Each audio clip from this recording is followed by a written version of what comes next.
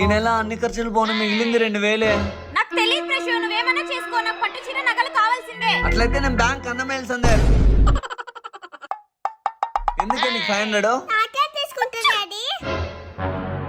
ఇందా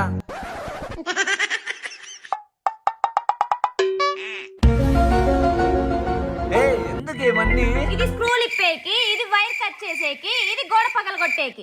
ఇప్పుడు ఎవరు కూడా పగలగొట్టాలా? నువ్వేగా బ్యాంక్ కన్న వేయాలన్నావు, వెళ్ళి వేసాపో.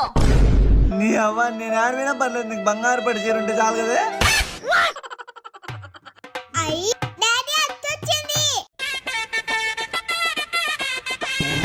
ఇప్పుడు మా అక్క ఎందుకు వస్తుంది? బాగున్నావా ధరణి? బాగున్నావు వదినా? బాగున్నావా తమ్ముడే?